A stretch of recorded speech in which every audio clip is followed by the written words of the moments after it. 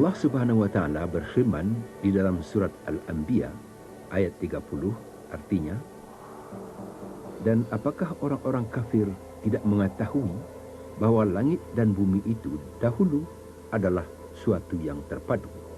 Kemudian kami pisahkan antara keduanya, dan dari air kami jadikan segala sesuatu jadi hidup. Bersamaan dengan proses penciptaan bumi dari berkabut menjadi membeku dan mengeras. Yang pertama, membeku dan mengeras adalah bagian yang menjadi pusat bumi, di mana kejadian tersebut penuh ketelitian dan kebijaksanaan.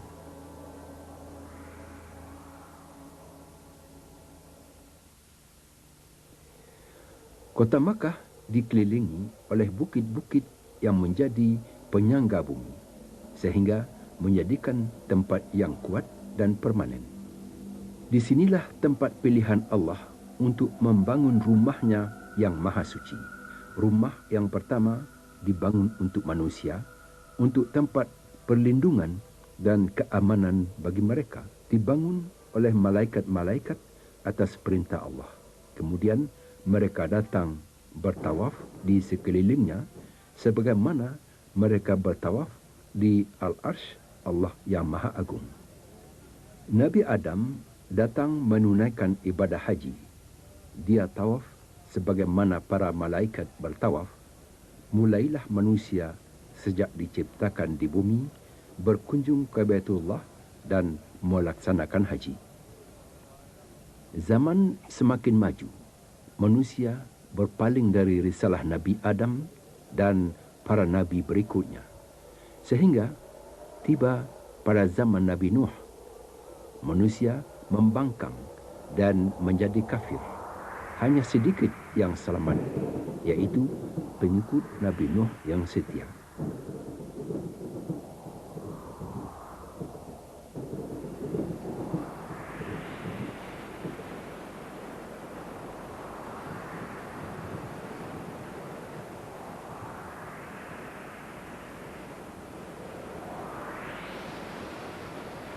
Surat Hud ayat 44 mengatakan yang artinya, dan difirmankan, hai bumi, telanlah airmu, dan hai langit, berhentilah. Dan air pun disurutkan, dan perintah pun diselesaikan, dan bahtera itu pun berlabuh di atas bukit judi, dan dikatakan, binasalah orang-orang yang zalim. Kaabah diselamatkan ke angkasa ketika malapetaka datang, dan terhentilah orang-orang melaksanakan haji ke Makkah, dan kota Makkah jadi sepi. Allah mengutus Nabi Ibrahim alaihissalam ketika Ibrahim diperintahkan menetap bersama keluarganya di lembah yang kering ini. Memenuhi perintah Allah, Ismail dan istrinya Siti Hajar menjadi menderita. Ketika Siti Hajar melihat tempat tersebut, dia bertanya, apakah Allah memerintahkan kita menetap di sini? Nabi Ibrahim menjawab sambil berpaling, ya. Hajar menjawab, Allah pasti tidak akan menyia-nyiakan kita.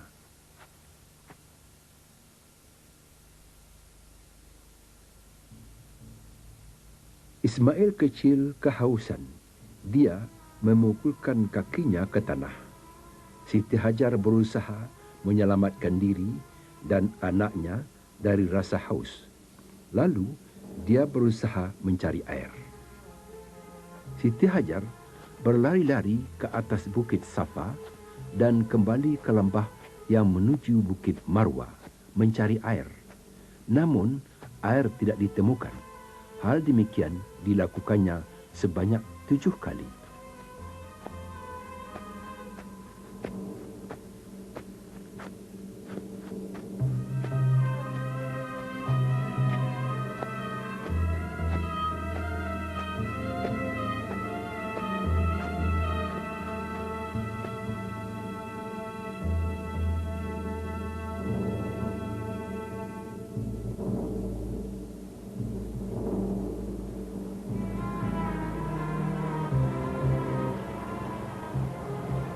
Dari bawah telapak kaki Ismail memancar air, yaitu air Zam-Zam, dan terbuktilah keyakinan ibunya ketika dia mengatakan, Allah tidak akan menyia-nyiakan kita.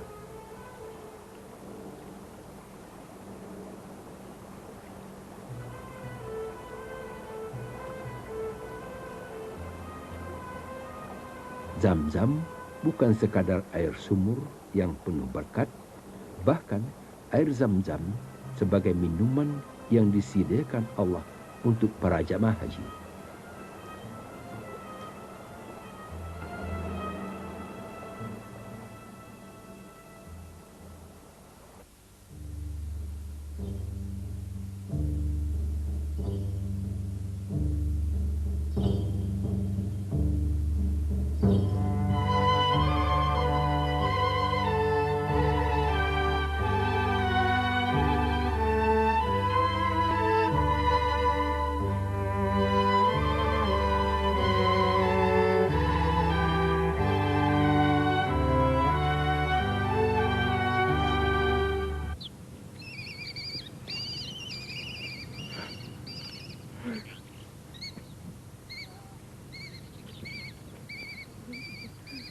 أرأيتم ما رأيت؟ نعم، فالطير تحلق وتحوم فوق هذا الوادي، لا تعدوه.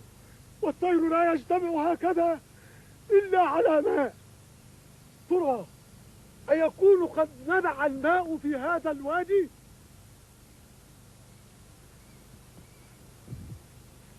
لو حدث فستكون هي الخارقة حقا، ومع ذلك فلنقطع الشك باليقين. قدنا إلى هناك. هيا بنا. هيا بنا. هيا هيا.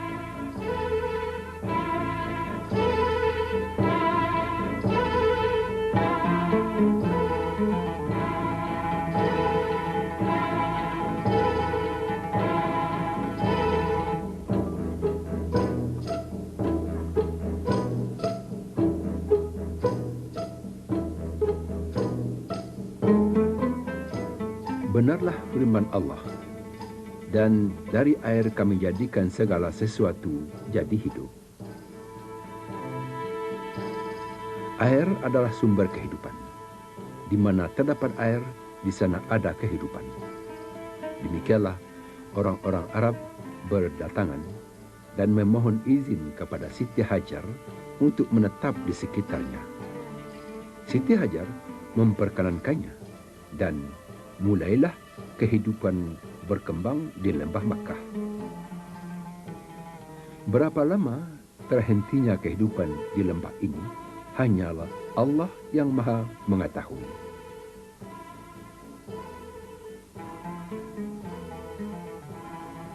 Allah telah memperkenankan doa Nabi Ibrahim alaihissalam ketika memanjatkan doa pada saat dia meninggalkan Siti Hajar dan Ismail di lembah ini. Seperti yang disebutkan dalam surat Ibrahim ayat 37 yang artinya,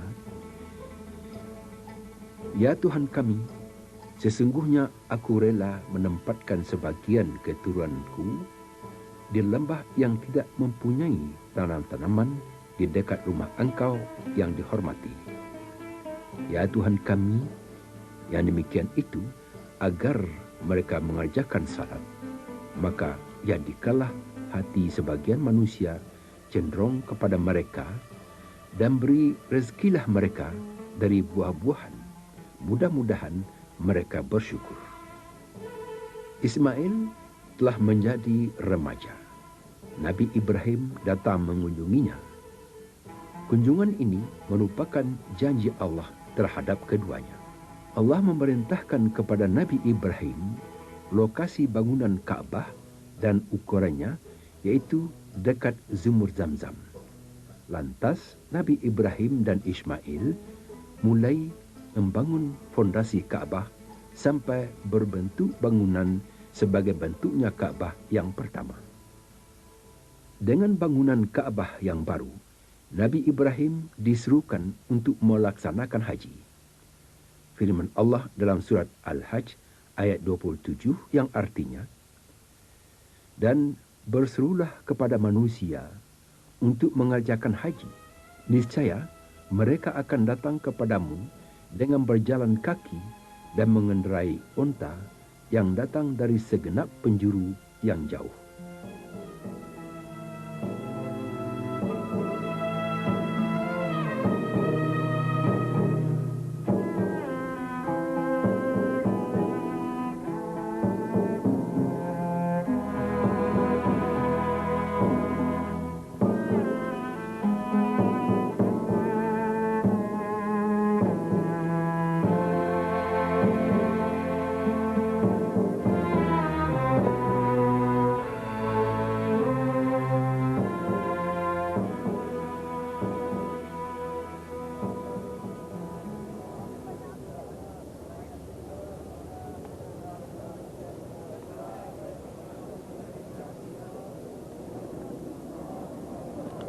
Telah berlalu sekian lama risalah Nabi Ibrahim dan Ismail, umat manusia sudah berpaling dari agama atau menjauh dari petunjuk-petunjuk agama. Namun demikian, syiar haji tetap berjalan. Akan tetapi, tidak lebih sekadar mengikuti kebiasaan yang dilakukan nenek moyang mereka. Sesuai dengan firman Allah dalam surat Al-Anfal ayat 8 yang artinya, sembahyang mereka di sekitar Baitullah itu lain tidak adalah hanyalah siulan dan tepuk tangan. Maka rasakanlah azab disebabkan kekafirmu itu.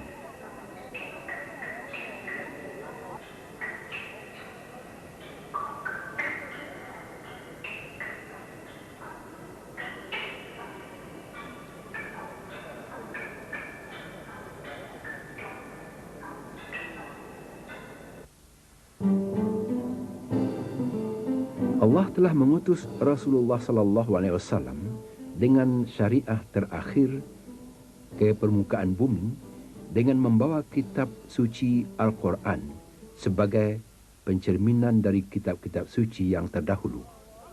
Di dalamnya terkandung perkataan-perkataan kebenaran, kenyataan dan keyakinan. Ibadah haji adalah salah satu rukun dari rukun Islam yang 5. Diwajibkan kepada setiap umat Islam yang sanggup dan kuasa datang berkunjung ke Baitullah yang pertama kali dibangun oleh malaikat.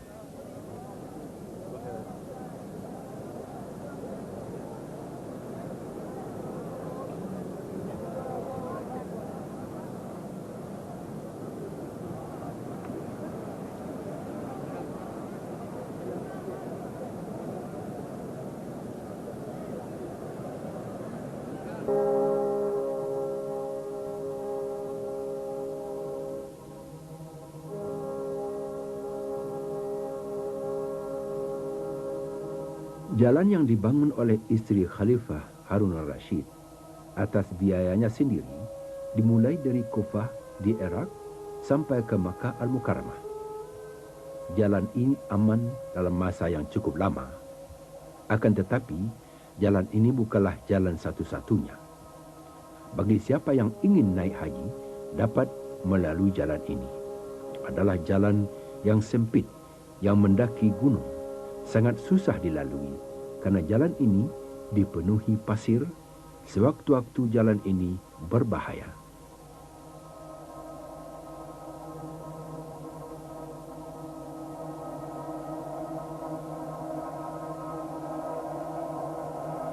Tidak satu saja jalan menuju ke Makkah untuk menunaikan ibadah haji. Sering terdapat hambatan dan ancaman dalam perjalanan.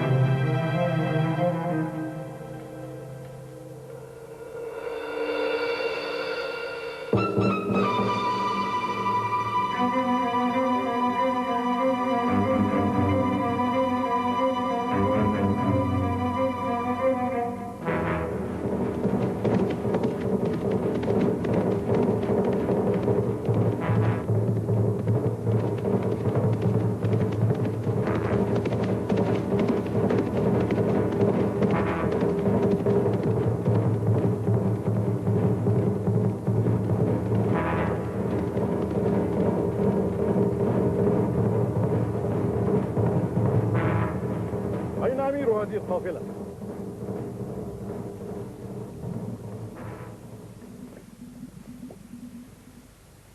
ها أنا ذا يا مقدم الفرسان. أوشكت أن تتجاوز ديارنا ولم تؤدي لنا أجر المرور وأجر الخفارة عن قافلتك. إن بيننا وبين أمير القبيلة مرحلة كاملة، وسندفع له متى توقفنا عنده للمبيت. أنا أمير القبيلة وصاحب هذه الديار، ولكني أعرفه حق المعرفة. من تعرفه أنت قد مات وأنا الأمير، فأدي ما عليكم. سر بنا إلى محلتكم وهناك نؤدي لك. بل هنا والآن، وإلا فأنت تعرف ما سيحل عليكم.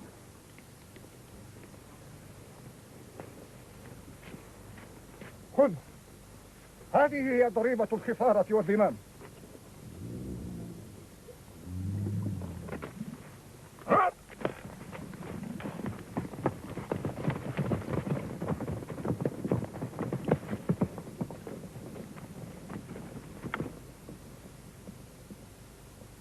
ما له لم يسر معنا لخفارتنا كسابق.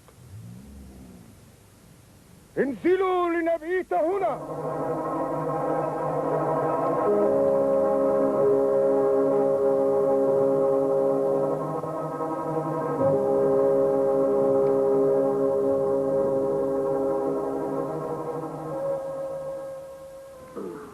ينسى الهم خلاص يقول لك شربه وخرج. وده كمان قهوة. صب قهوة. صب قهوة. صب قهوة.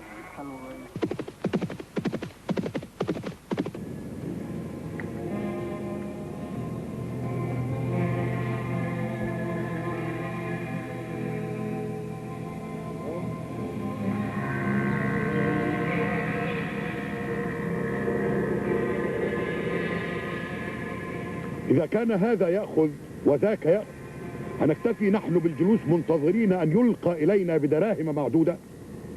إنها حماقة منا لو رضينا بهذا الوضع، ونحن حماة القوافل وأقدر الناس على الاستيلاء عليها بكاملها.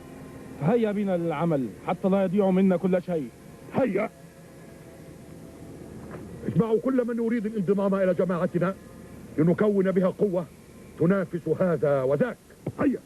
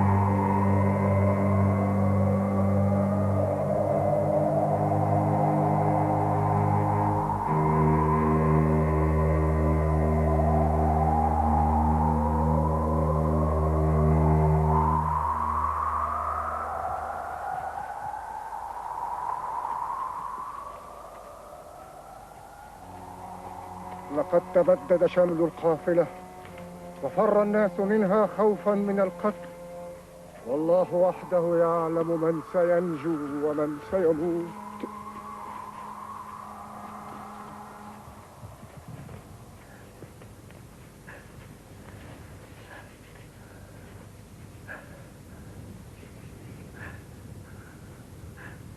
اللهم يا رب البيت ورب الحجيج، لقد قال نبيك في حديثه الشريف: توشك أن تخرج الضعلنة من الحيرة إلى المسجد الحرام. لا تخش غير الله، فاللهم انجز لنا وعد نبيك، فنحن زوار بيتك وحجاج.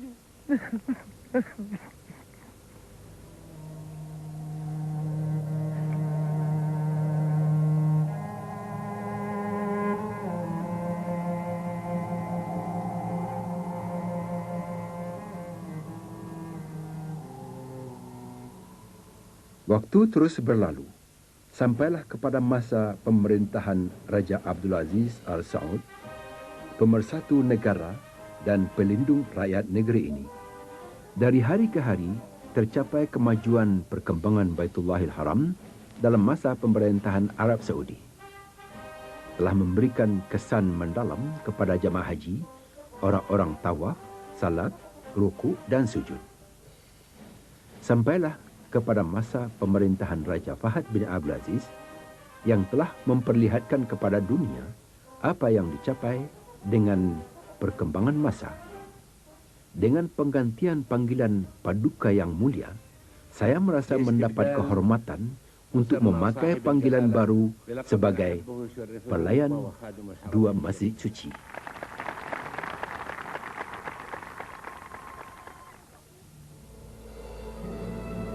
Untuk memenuhi panggilan Allah Subhanahu wa taala yang menjadikan rumah itu, iaitu Baitullah, tempat berkumpul bagi manusia dan tempat yang aman. Rombongan jemaah haji berdatangan dari seluruh penjuru dunia melalui jalan darat, laut dan udara dengan segala cara sampai di tanah suci dengan penuh ketenangan dan kemudahan.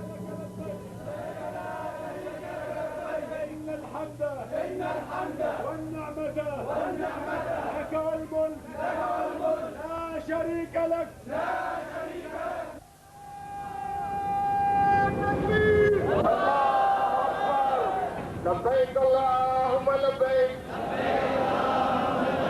لبيك لا شريك لك لبيك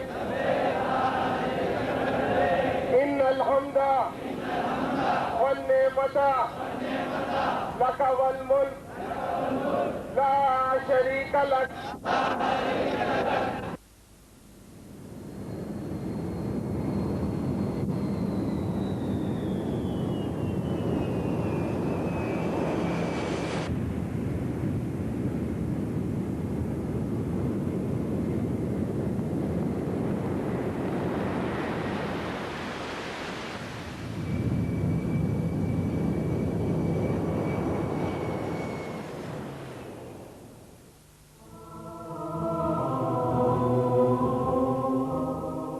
Para jemaah haji berdatangan dari seluruh dunia Islam. Mereka membaca talbiyah, mereka datang menjumpai saudara-saudaranya seiman dan seakidah di negeri yang mulia ini.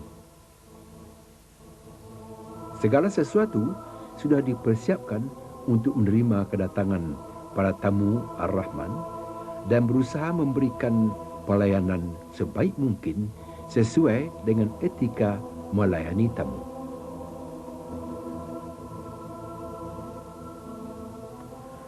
Jamaah haji berdatangan melalui darat dengan mobil atau bis. Mereka datang berbagai negara tetangga Saudi, ada juga penduduk setempat. Mereka melalui jalan raya tol yang menghubungkan kerajaan dengan negara-negara lain.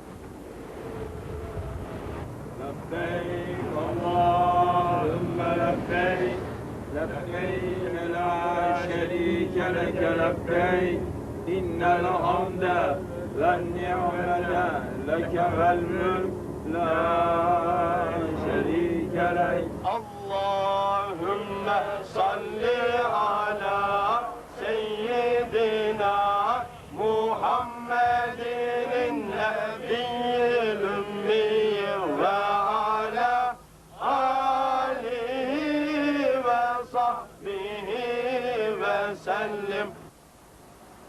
Tempat miqat yang mesti dilalui untuk berpakaian ihram ada 5 tempat. 1. mikat penduduk Madinah dan yang datang dari arahnya terletak di Abar Ali atau Zulhulaifah. 2. Mikat penduduk Iraq dan yang datang arahnya iaitu Zat al-Hirq. 3. Mikat penduduk Najd dan yang datang dari arahnya iaitu Qarnul Manazil di Sir Kabir, Taif.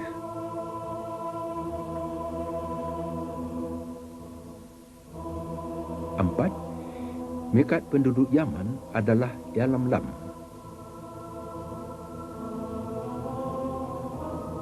5. Mikat penduduk Mesir, Syria dan Afrika Barat tempatnya di Juhfah atau Rabiq. Tempat-tempat tersebut adalah tempat mikat bagi penduduknya atau siapa yang lewat di sana. Disunatkan mandi dan berharum-haruman, mengenakan pakaian ihram iaitu terdiri dari 2 helai handuk besar warna putih. Ya Allah, saya bermaksud untuk menunaikan ibadah haji atau umrah dikerjakan bersama haji. Maka berilah kemudahan bagiku dan terimalah segala amal perbuatanku. Dianjurkan membaca talbiyah ketika berihram, kemudian sembahyang sunat 2 rakaat. Masjid menjadi perhatian dan tempat beribadah bagi jamaah haji. Di Kerajaan Arab Saudi terdapat lebih dari 25,000 masjid yang dibangun dengan segala fasilitasnya dan mencerminkan fungsinya. Lebih-lebih lagi di tempat-tempat mikat di mana para jamaah haji berihram pertama kali untuk melaksanakan manasik haji.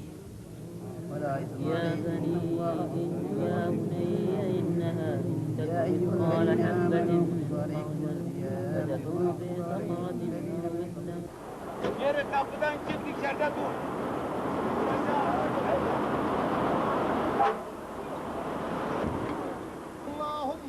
اللهم إن هذا الحرم حرمك والبلد بلدك والأمن أمنك والعبد عبدك اللهم آمني من عذابك يوم تبعث عبادك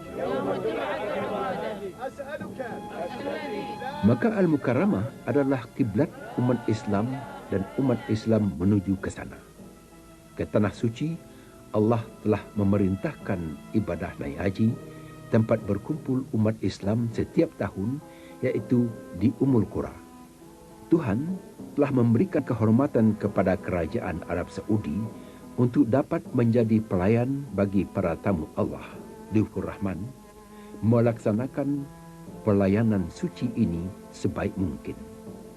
Telah selesai dibangun di masa pemerintahan Arab Saudi, perluasan terbesar dari Masjid Al-Haram guna untuk dapat menampung jamaah haji lebih banyak lagi.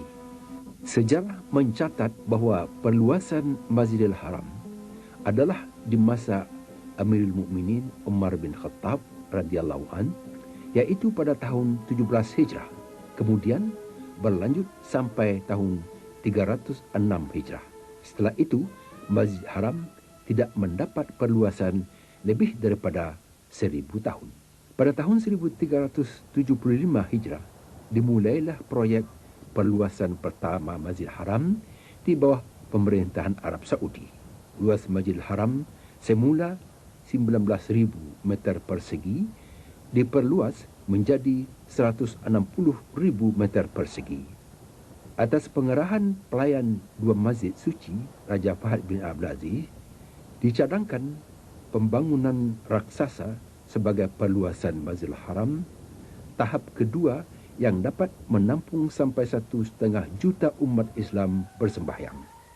Adapun mengenai perkembangan kiswah atau kelambu Kaabah, sebelum masa pemerintahan Arab Saudi, kelambu Kaabah didatangkan dari Mesir, iaitu sejak masa pemerintahan Raja Saleh Najibuddin. Setelah Raja Abdul Aziz memegang tampuk pemerintahan negara ini pada tahun 1346 Hijrah, diinstruksikannya untuk membangun pabrik kesuah Kaabah di Makkah Al-Mukarramah. Sejak tanggal tersebut, mulailah pabrik kelambu Kaabah bekerja. Kelambu Kaabah dibuat dari benang sutra murni seberat 670 kg dan biaya yang dikeluarkan setiap tahun sebanyak 17 juta rial. Pelayan dua masjid suci, Raja Fahad memerintahkan untuk membuat kelambu tambahan. Pembuatan kelambu Kaabah dapat dirampungkan dalam waktu 8 bulan. Puluhan tenaga penjahit dan penyulam warga Saudi ikut ambil bagian. Mereka bekerja sepanjang tahun untuk menyulam ayat-ayat Al-Quran yang dipasang di kelambu Kaabah yang mulia.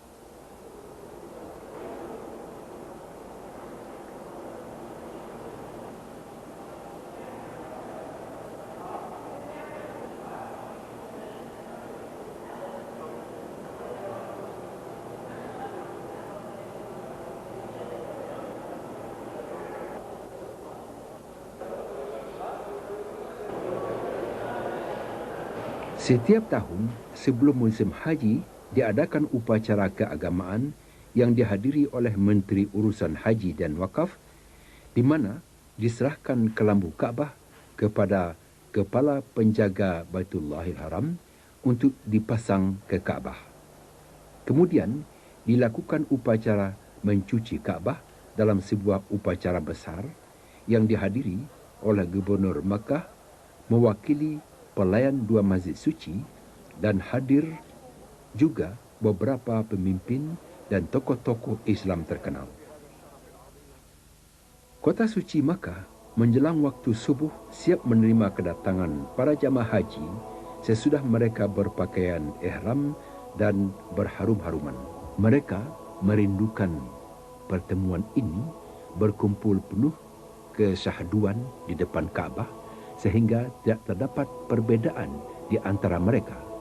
Mereka berdoa dengan suara yang serak-serak basah, artinya, Ya Allah, berikanlah kepadaku ketetapan hati dan berikan kepadaku rezeki yang halal.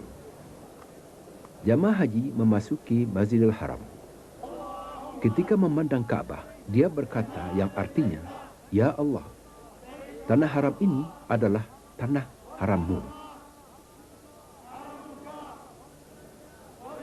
Para jamaah haji mengajarkan tawaf selamat datang atau kudum, dan tawaf dimulai dari Hajar Aswad. Sunat menciumnya jika dapat, dan apabila tidak bisa, cukup dengan isyarat saja dan ucapkanlah Allahu Akbar, dan mulai putaran pertama.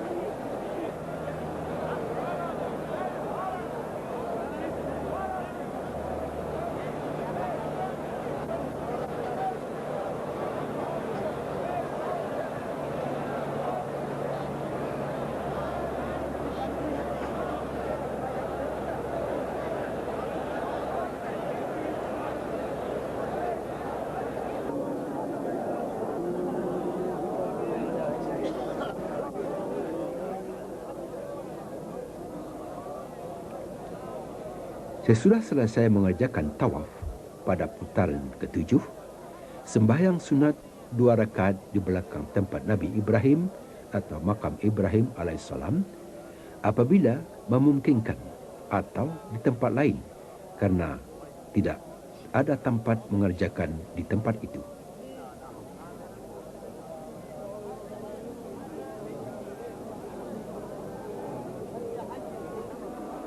Jemaah haji berdoa memohon apa saja yang diinginkannya di Multazam, iaitu tempat yang terletak antara Hajar Aswad dan pintu Kaabah.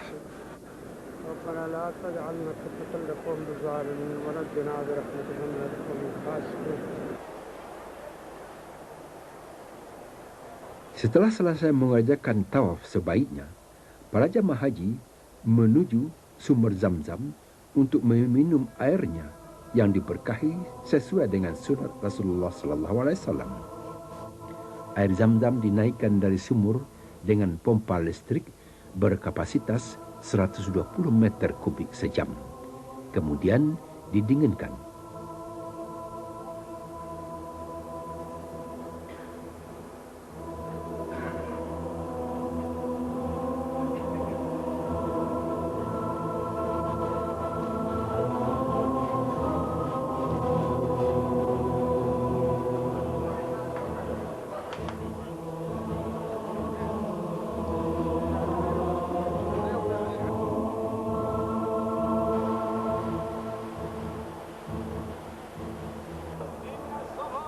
Doa sa'i dibaca bersama-sama.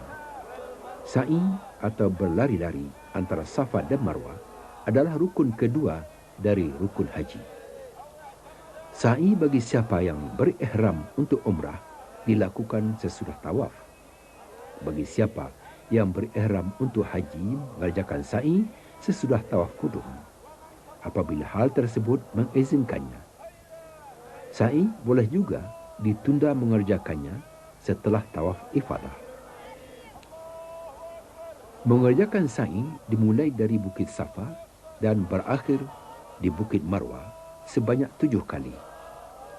Perluasan yang dikerjakan Kerajaan Arab Saudi terhadap Masjid Haram telah dapat menekan kepadatan dengan membangun tempat sa'i menjadi 2 arah dan membuat jalan khusus bagi pengendara kereta. Diperuntukkan bagi yang tidak mampu berjalan kaki sejauh lebih kurang 3 mil. Kereta dapat dipinjam dengan gratis.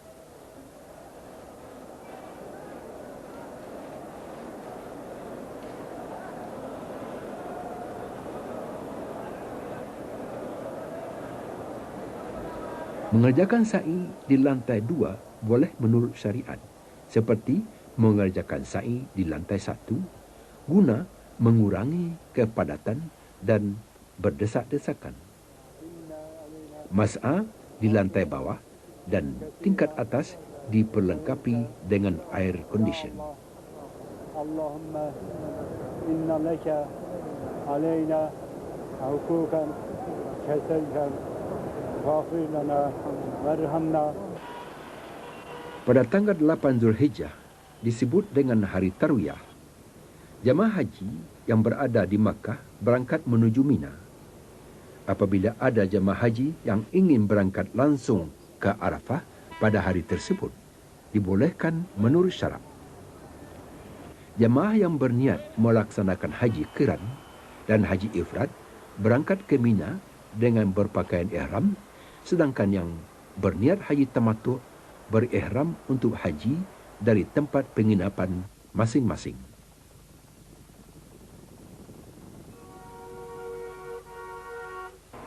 Di Mina dikerjakan salat zuhur, asar, maghrib, isya dan subuh.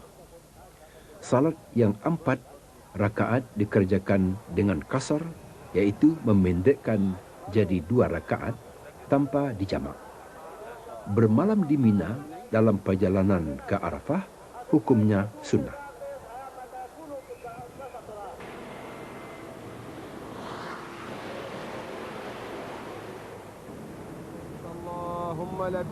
Bersamaan dengan terbit matahari pada tanggal 9 Zulhijjah, mulailah jamaah haji berangkat dari Mina menuju Padang Arafah, bersiap-siap untuk mengajarkan ibadah wukuf di Arafah sebagai rukun haji yang ketiga. لبيك اللهم لبيك لبيك لا شريك لك لبيك لبيك لا شريك لك لبيك إن الحمد والنعمة لك والملك لا شريك لك. Lebih dari 2 juta jemaah haji mengendarai mobil dan bis dalam waktu terbatas ke tempat yang telah ditentukan. Sungguh suatu hal yang tidak mudah. Tetapi dengan pertolongan Allah, di mana raja, pemerintah dan rakyat kerajaan Saudi telah dapat menyediakan fasilitas bagi melaksanakan kewajipan ini dalam situasi yang aman dan tentram untuk memberikan kemudahan menunaikan ibadah haji. Sehingga mereka mendapat kesan yang baik dalam menunaikan kewajipan beribadah tanpa mempengaruhi kesuciannya.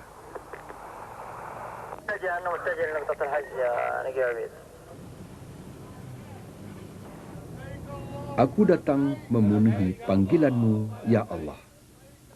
Tidak ada sekutu bagimu. Aku datang memenuhi panggilanmu, ya Allah. Segala puji dan nikmat adalah milik Engkau. Tidak ada sekutu bagimu, ya Allah. Konvoi perjalanan iman terus melaju. Tiba di Padang Arafah.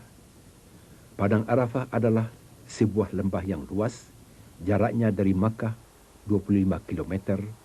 Di sana berkumpul seluruh jamaah haji dari berbagai bangsa untuk melaksanakan wukuf. Waktunya mulai dari condong matahari ke arah timur sampai terbenam matahari pada tanggal 9 Zulhijjah. Pada hari ini, perhatian semua umat Islam di seluruh dunia terpusat ke Arafah, yaitu hari wukuf yang besar. Radio dan televisi Kerajaan Arab Saudi melalui satelit menyiarkan laporan pandangan mata secara langsung pada hari yang bersejarah ini ke seluruh dunia dalam berbagai bahasa.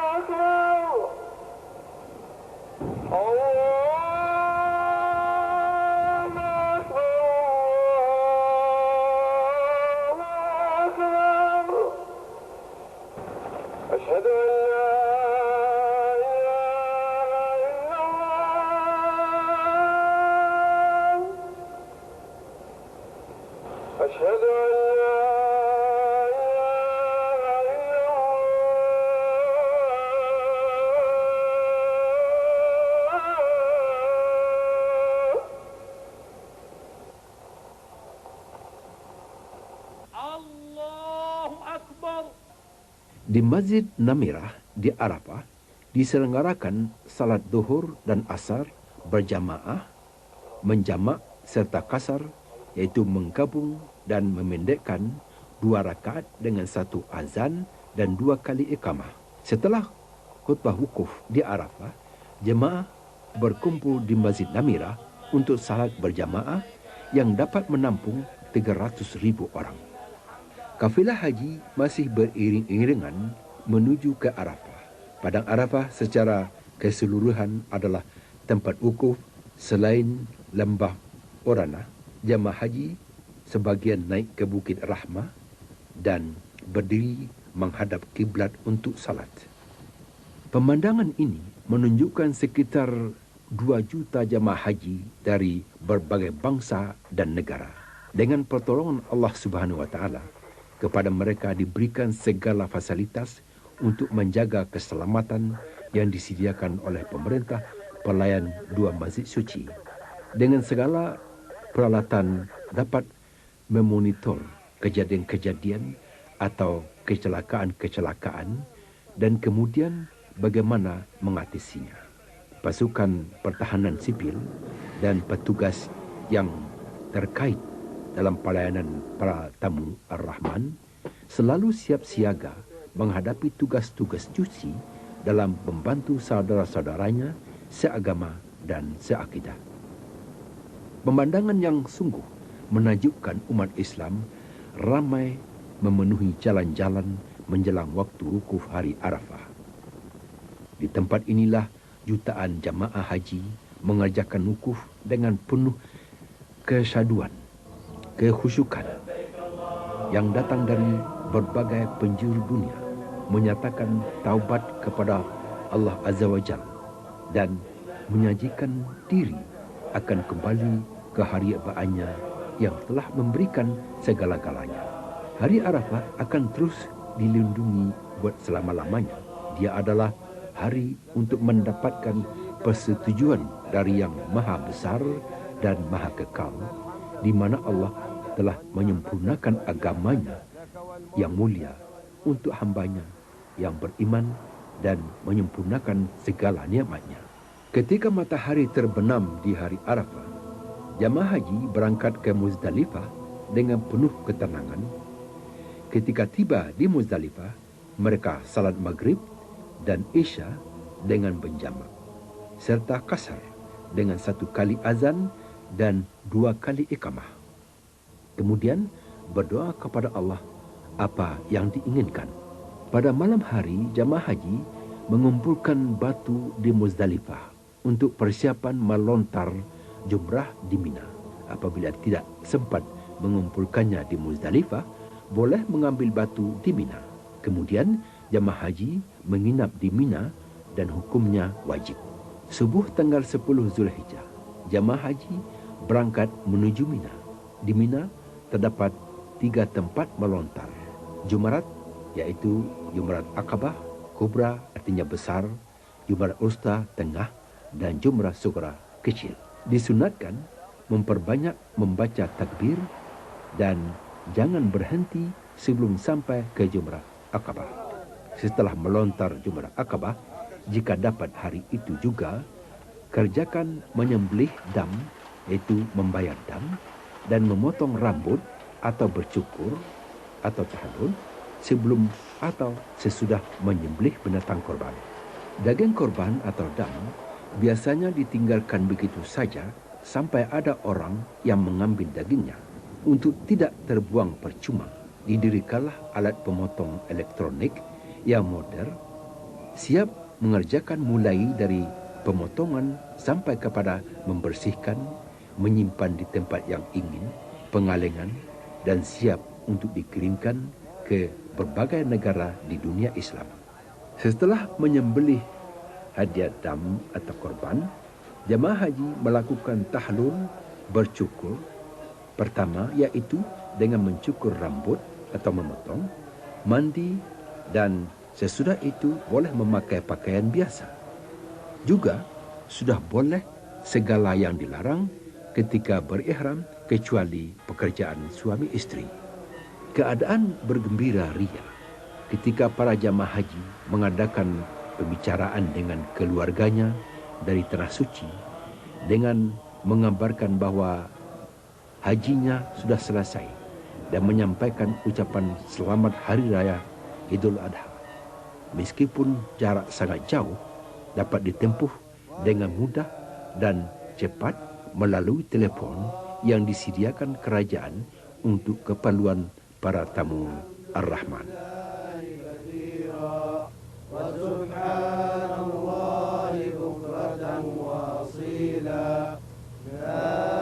Di Mina, jamaah haji berada selama 3 malam yang dikenal dengan Hari Tasyrik. Di Mina mengajarkan melontar jumrah dimulai dari Jumrah Sughra, Wusta, dan diakhiri di Jumrah Aqabah. Melontar boleh dipercepat menjadi 2 hari nafar awal untuk mempercepat berdasarkan firman Allah yang artinya, maka siapa yang ingin cepat berangkat dari Mina sesudah 2 hari, maka tidak dosa baginya. Surat Al-Baqarah 203. Kesehatan jamaah haji menjadi perhatian utama kerajaan, mengingat jamaah haji datang dari berbagai penjuru dunia dengan berbagai ragam kebiasaan dan kemungkinan membawa penyakit yang bisa menular, diharapkan semoga tidak ada. Untuk itu dibangunkanlah 110 rumah sakit, klinik dan pusat kesehatan di Arafah, Muzdalifah, Mina dan Makkah Al-Mukarramah guna untuk memberikan pelayanan kesehatan jamaah haji sebaik dan secepat mungkin. Air minum dingin gratis, hadiah dari pelayan 2 masjid suci untuk para jamaah haji terdapat di mana-mana. Hari ini adalah tanggal 12 Zulhijjah. Iring-iringan jamaah haji berangkat menuju Makkah Al-Mukarramah melalui sarana jalan-jalan raya, jambatan-jambatan dan terowongan-terowongan dengan mudah. Jalan-jalan itu merupakan jalan pegunungan terbesar di dunia, termasuk dalam rencana pembangunan tempat-tempat suci yang menelan biaya sebesar 7 bilion rial. Sampailah jemaah haji untuk melaksanakan rukun haji keempat, iaitu tawaf ifadah atau tawaf wajib. Setelah itu, melakukan tahlul kedua, iaitu terakhir. Dengan demikian, selesai sudahlah pelaksanaan manasik haji. Semua jemaah haji berharap dan berdoa semoga hajinya mendapat haji yang mabrur, sa'i yang masykur, dosa yang diampuni, doa yang dikabulkan, dan mereka kembali ke tanah air masing-masing dengan selamat sentosa. Para tamu Allah yang berbahagia, negara ini yang telah mendapatkan limpahan nikmat yang besar dari Allah Subhanahu wa taala, menjadikannya untuk dapat berkhidmat kepada Islam dan umat Islam di tempat turunnya wahyu. Dia adalah anugerah yang amat besar dari Allah, memberikan kehormatan kepada warga negara ini. Untuk itu, dengan segala daya dan upaya, kita melaksanakan kewajiban sesuai dengan kemampuan kita. Kita tidak dapat mengatakan bahwa kita dapat berbuat segala-galanya. Akan tetapi, saya dapat mengemukakan bahwa kita berbuat sesuatu yang sangat kecil, bahwa pekerjaan tidak akan berhenti, akan terus berbuat apa yang dapat kami berikan untuk kepentingan umat Islam di tanah suci ini. Inilah suatu kehormatan yang dapat kami sampaikan dan mempersembahkannya kepada saudara-saudara kami sesama umat Islam. Apapun saja yang dapat kami lakukan akan kami kerjakan, dan ini baru sedikit jika dibandingkan dengan apa yang diinginkan umat Islam di negara ini. Kita memohon kepada Allah semoga memenangkan agamanya dan menjaganya serta meninggikan kalimahnya.